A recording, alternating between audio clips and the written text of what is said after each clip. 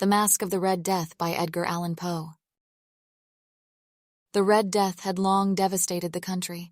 No pestilence had ever been so fatal or so hideous. Blood was its avatar and its seal, the redness and the horror of blood.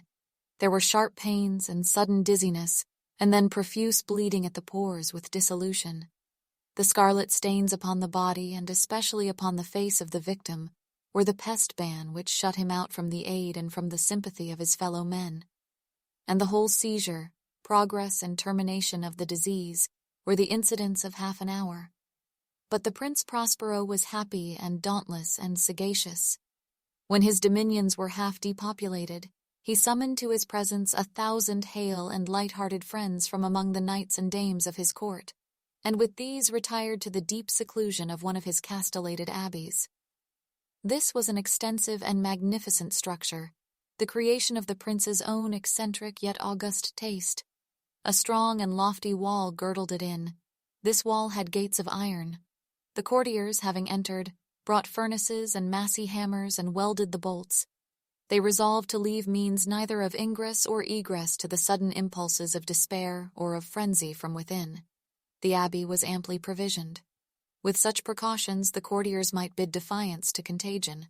The external world could take care of itself. In the meantime, it was folly to grieve or to think. The prince had provided all the appliances of pleasure. There were buffoons, there were improvisatori, there were ballet dancers, there were musicians, there was beauty, there was wine. All these in security were within. Without was the Red Death. It was toward the close of the 5th or 6th month of his seclusion, and while the pestilence raged most furiously abroad, that the Prince Prospero entertained his 1,000 friends at a masked ball of the most unusual magnificence. It was a voluptuous scene, that masquerade. But first let me tell of the rooms in which it was held. There were 7, an imperial suite. In many palaces, however, such suites form a long and straight vista, while the folding doors slide back nearly to the walls on either hand, so that the view of the whole extent is scarcely impeded. Here the case was very different, as might have been expected from the Duke's love of the bizarre. The apartments were so irregularly disposed that the vision embraced but little more than one at a time. There was a sharp turn at every 20 or 30 yards, and at each turn a novel effect. To the right and left, in the middle of each wall, a tall and narrow Gothic window looked out upon a closed corridor which pursued the windings of the suite. These windows were of stained glass, whose color varied in accordance with the prevailing hue of the decorations of the chamber into which it opened. That at the eastern extremity was hung, for example, in blue, and vividly blue were its windows. The second chamber was purple in its ornaments and tapestries, and here the panes were purple. The third was green throughout, and so were the casements. The fourth was furnished and lighted with orange, the fifth with white, the sixth with violet. The 7th apartment was closely shrouded in black velvet tapestries that hung all over the ceiling and down the walls, falling in heavy folds upon a carpet of the same material and hue.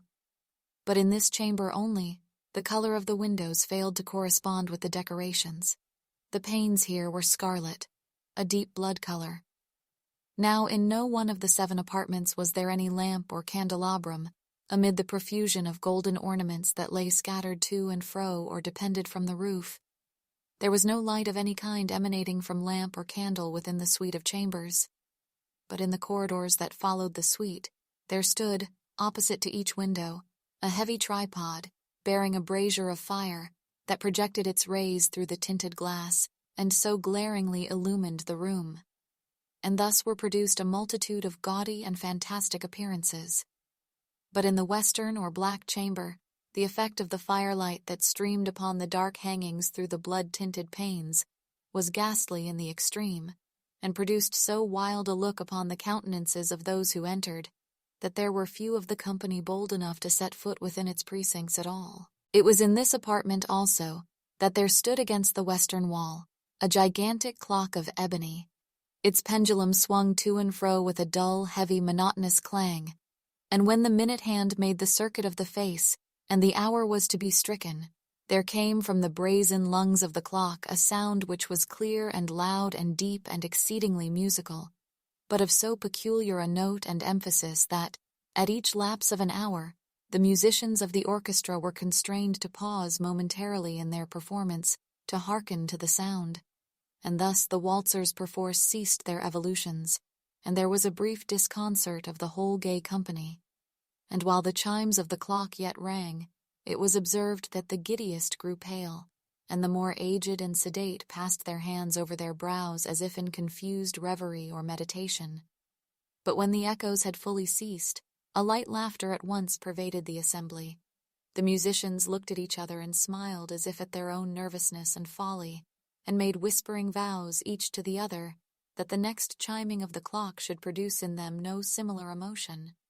And then, after the lapse of 60 minutes, which embrace 3,600 seconds of the time that flies, there came yet another chiming of the clock, and then were the same disconcert and tremulousness and meditation as before. But in spite of these things, it was a gay and magnificent revel. The tastes of the Duke were peculiar. He had a fine eye for colors and effects. He disregarded the decora of mere fashion. His plans were bold and fiery, and his conceptions glowed with barbaric luster. There are some who would have thought him mad. His followers felt that he was not. It was necessary to hear and see and touch him to be sure that he was not. He had directed, in great part, the movable embellishments of the 7 chambers upon occasion of this great fete, and it was his own guiding taste which had given character to the masqueraders. Be sure they were grotesque. There were much glare and glitter and piquancy and phantasm, much of what has been since seen in Hernani. There were arabesque figures with unsuited limbs and appointments. There were delirious fancies such as the madman fashions. There were much of the beautiful, much of the wanton, much of the bizarre, something of the terrible, and not a little of that which might have excited disgust. To and fro in the 7 chambers there stalked, in fact, a multitude of dreams, and these, the dreams, writhed in and about, taking hue from the rooms and causing the wild music of the orchestra to seem as the echo of their steps. And anon there strikes the ebony clock which stands in the hall of the velvet, and then, for a moment, all is still, and all is silent save the voice of the clock. The dreams are stiff frozen as they stand, but the echoes of the chime die away. They have endured but an instant, and a light, half-subdued laughter floats after them as they depart. And now again the music swells, and the dreams live, and writhe to and fro more merrily than ever, taking hue from the many tinted windows through which stream the rays from the tripods. But to the chamber which lies most westwardly of the 7, there are now none of the maskers who venture, for the night is waning away, and there flows a ruddier light through the blood-colored panes, and the blackness of the sable drapery appalls, and to him whose foot falls upon the sable carpet, there comes from the near clock of ebony a muffled peal more solemnly emphatic than any which reaches their ears, who indulge in the more remote gaieties of the other apartments. But these other apartments were densely crowded, and in them beat feverishly the heart of life, and the revel went whirlingly on, until at length there commenced the sounding of midnight upon the clock. And then the music ceased, as I have told, and the evolutions of the waltzers were quieted, and there was an uneasy cessation of all things as before. But now there were 12 strokes to be sounded by the bell of the clock, and thus it happened, perhaps, that more of thought crept, with more of time, into the meditations of the thoughtful among those who revelled. And thus, too, it happened, perhaps, that before the last echoes of the last chime had utterly sunk into silence, there were many individuals in the crowd who had found leisure to become aware of the presence of a masked figure which had arrested the attention of no single individual before. And the rumor of this new presence having spread itself whisperingly around, there arose at length from the whole company a buzz, or murmur, expressive of disapprobation and surprise. Then, finally, of terror, of horror, and of disgust. In an assembly of phantasms such as I have painted, it may well be supposed that no ordinary appearance could have excited such sensation. In truth, the masquerade license of the night was nearly unlimited, but the figure in question had out-Heroded Herod, and gone beyond the bounds of even the prince's indefinite decorum.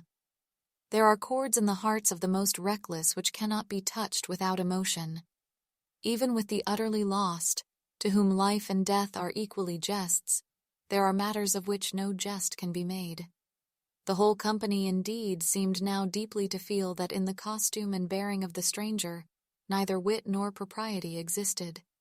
The figure was tall and gaunt, and shrouded from head to foot in the habiliments of the grave. The mask which concealed the visage was made so nearly to resemble the countenance of a stiffened corpse that the closest scrutiny must have had difficulty in detecting the cheat. And yet all this might have been endured, if not approved, by the mad revellers around. But the mummer had gone so far as to assume the type of the Red Death. His vesture was dabbled in blood, and his broad brow, with all the features of the face, was besprinkled with the scarlet horror. When the eyes of Prince Prospero fell upon this spectral image, which with a slow and solemn movement, as if more fully to sustain its role, stalked to and fro among the waltzers, he was seen to be convulsed, in the first moment with a strong shudder either of terror or distaste, but in the next his brow reddened with rage. "Who dares?" he demanded hoarsely of the courtiers who stood near him. "Who dares insult us with this blasphemous mockery? Seize him and unmask him, that we may know whom we have to hang at sunrise from the battlements." It was in the eastern or blue chamber in which stood the Prince Prospero as he uttered these words. They rang throughout the 7 rooms loudly and clearly, for the prince was a bold and robust man, and the music had become hushed at the waving of his hand. It was in the blue room where stood the prince, with a group of pale courtiers by his side. At first, as he spoke, there was a slight rushing movement of this group in the direction of the intruder, who, at the moment, was also near at hand, and now, with deliberate and stately step, made closer approach to the speaker. But from a certain nameless awe with which the mad assumptions of the mummer had inspired the whole party, there were found none who put forth hand to seize him, so that, unimpeded, he passed within a yard of the prince's person. And while the vast assembly, as if with one impulse, shrank from the centers of the rooms to the walls, he made his way uninterruptedly, but with the same solemn and measured step which had distinguished him from the first, through the blue chamber to the purple, through the purple to the green, through the green to the orange, through this again to the white, and even thence to the violet, ere a decided movement had been made to arrest him. It was then, however, that the Prince Prospero, maddening with rage and the shame of his own momentary cowardice, rushed hurriedly through the 6 chambers, while none followed him on account of a deadly terror that had seized upon all. He bore aloft a drawn dagger, and had approached in rapid impetuosity to within 3 or 4 feet of the retreating figure, when the latter, having attained the extremity of the velvet apartment, turned suddenly and confronted his pursuer. There was a sharp cry, and the dagger dropped gleaming upon the sable carpet, upon which, instantly afterwards, fell prostrate in death the Prince Prospero. Then, summoning the wild courage of despair, a throng of the revellers at once threw themselves into the black apartment, and seizing the mummer, whose tall figure stood erect and motionless within the shadow of the ebony clock, gasped in unutterable horror at finding the grave cerements and corpse-like mask which they handled with so violent a rudeness, untenanted by any tangible form. And now was acknowledged the presence of the Red Death. He had come like a thief in the night, and one by one dropped the revellers in the blood-bedewed halls of their revel, and died each in the despairing posture of his fall.